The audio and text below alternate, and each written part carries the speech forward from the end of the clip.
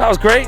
Yeah, loved it. Great Manchester derby, 0-0. All action, Charlie, all action. Yeah, must be one of the worst Manchester derbies to ever be played. As soon as you saw our team sheet, it looked quite restricted and defensive. I mean, he started Casemiro and Agati together against Forest. He did the same again today. You're playing with a back three. You've got Dorgo and Dallo, who are not really natural wingers, playing at wing back as well. You haven't got enough sort of players that can play on the turn and play into midfield and into attack. So I think we struggled there again today. I'm not a fan of Agati. I just think Casemiro was really good. I thought Casemiro had a good game today. I think Casemiro can do pretty much everything Agati can, other than he's a bit slower, but he's cleverer. He's more clever and he's more efficient at what he does. Yeah. And he's much better on the ball. And that's saying something, because Casemiro's not great on the ball at all. Away. Yeah, he's more risk seeking. He's more he done the Casemiro specials round the corner. Oh, he did so nice. Whipped one out to the far touchline as well, and then gave it away a couple of times as well. But then when you're playing with a back three, you've only got 2 midfield players in there. So you're normally, when you construct a midfield three, you're trying to find a balance between 3 players. But we've got to try and find a balance with just 2. So it's harder to find a balance. So you need to find players that complement each other even more. You see what I'm saying? Because you've got to get all your attributes into 2 players. And with Agate, he runs around and he tries to tackle and stuff, but he doesn't bring enough other stuff for a midfield player. He tried to hit one pass, didn't he? Did he kick it out or straight to the goalie? I think it went. But again, he's not an awful player, but he's just very limited in what he can do, and that means whoever playing next to him has got to be the best midfield player you've ever seen to complement him. And then you got a little horrible guy in Ugarte who just run around and do the task. So I think the first thing Amorim's got to do, he's got to stop this Ugarte and Casemiro. Casemiro has been outperforming Ugarte for the last few weeks. Yeah. Honestly, he has. So Casemiro's got to play, and I think we've got to push Bruno back where he's been playing better. Yeah. And then we need to start, whether it's Mount or Xerxes. I know I'm not holding my hat on them to do something special, but just for the balance of the team, just to get Mount or Xerxes in one of those number 10 positions. But I don't know why he's gone to Casemiro and Agate all of a sudden, when Bruno and Casemiro actually had some decent games together. Yeah, it's like a safety first approach from him, and I don't really understand why.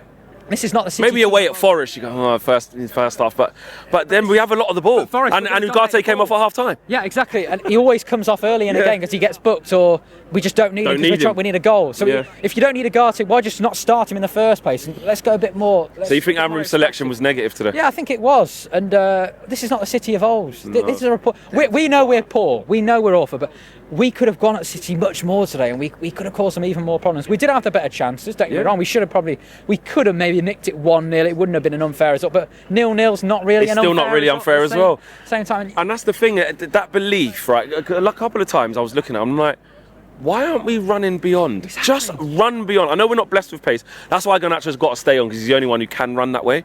Yeah. And that's what Ruben is looking at now, even though his output right now is really bad. But there's just no. Hoyland wasn't doing it. We just weren't getting them turned. The basics, just get them turned. No, and Hoyland doesn't do enough. Everyone says his service isn't good enough. I think that's a small part of it. I don't care. I can sympathise with you if I see you doing the right things, but you're not getting the service. But with Hoyland, it's not just not getting the service. He doesn't hold the ball up well enough. He doesn't make good enough runs.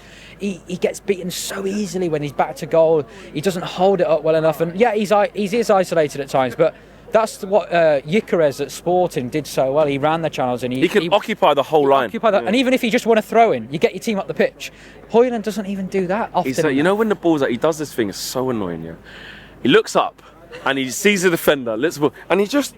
Have you seen that? He's just going into Gavardio, just and somehow, trying to. And the ball bounces, and it just to a City player. It's a mess. Yeah, it's just a mess. It's a mess, and it wasn't just him. It was not just him. Dorgu, I haven't been impressed, I'll be honest, since he's came. And he's young, and I get that he's coming into a hard environment, but some of his final third output was awful. He had one good pullback to Xerxes, which actually set. So you're like, actually, there's something there. He got an assist against FCSB, didn't he? I think when he cut it. Did he? It was Sociedad. Yeah, one of those games. Yeah. So you're going, right, you got the player sent off against Sociedad. Yeah. So you're like, there's something. Yeah, but then far too many times that you say that last action. Yeah. Because defensively, Foden's not going to go past him. No. Bernardo Silva weren't going to go. But he was all right. But going forward, it's a lot to be wanted. It's just the basics, and it's the same like Dallo as well. We know Dallo's execution is inconsistent. Like Dallo, occasionally gives you a really good pullback, but it's like one in every so many. 1 in 8. So it's like, as a whole, we haven't got good enough players. We know that. But also Amorim, I think he needs to be a little bit more risk-seeking with his selection. I understand the first leg away at Lyon. Maybe the Casemiro and Ugarte thing. Where you might have to. Maybe he's preparing it because he's going to do it against Lyon. Maybe that's why he started them together the last 2 games. But sometimes when you've got more defensive players on the pitch, you actually defend worse because you can't keep the ball. Yeah. And then you can't get out. Same if you've got too many attacking players on the pitch, so you can't score because you've got too many people who are trying to score rather than actually create and set the play up, if that makes sense. So attacking balance all wrong. You need the balance, I think. And again, like Mount, he's introduced a little bit recently. Xerxes came on today. Like you said, he might have been resting him for midweek, but we just need better balance in there. And I think he can do that better with the players he's got right now. And I think it's not just a summer thing. It's with what you have. Got to get a bit better balance in there. But that's just one thing I've noticed the last couple of weeks. Really. And it was like anything that was half decent came through Bruno. Like he just has to, any like decent ball or first time ball around a court. Like it's him. It's him or bust. And that's what's getting scary because listen, Premier League is done. Like we're going to go to Newcastle, we're going to lose. All of a sudden, that's no wins in 3 in a like it's going to be. It's going to be a tough game in between the Lyon game. We're going to lose. Yeah. Charlie, we're going to lose that. Yeah, and it might be really bad, right? But like now, I'm just thinking, even going into the Lyon game, I'm like, we're not scoring. Yeah. Yeah, I mean Sociedad, they surprised me how bad they were because they're only the only goals they scored I think were the penalties. 2 penalties, and they were tough penalties to give away. I think one of them wasn't even a penalty really. So it's like, okay, we're playing Lyon. Everyone thinking, they're in the French league, etc. But they've got some really dangerous. Like Shirky's playing really, really well. Matic is still a brilliant player. He'd come in to be our best midfielder. He's probably better than Casemiro and Ugarte now. They've still got good players that can hurt us. Like let's not forget the teams we've struggled against here. Let's not forget the teams we've lost to and we've struggled to create against. We nearly lost to Southampton here, who have been relegated today, and we've got to play Lyon. So let's just. We've done a little bit better in the bigger games. Don't get me wrong, but. I think we'll probably go away and try. Would you go with the safety first against Lyon, or would you go with like that same team there, or? I'd revert back to the Bruno and Casemiro midfield because I think that's our best balance. And then if you need Ugarte to come on and run around and tackle people and try and tackle people because he doesn't actually win as many duels as people think. Casemiro won more tackles than more on average, yeah. So it's like I started Bruno and Casemiro in there. I think Bruno's better deeper as well. I just think that transition's kind of been quite all of a sudden because we're used to seeing Bruno as he's a 10, get him up the pitch.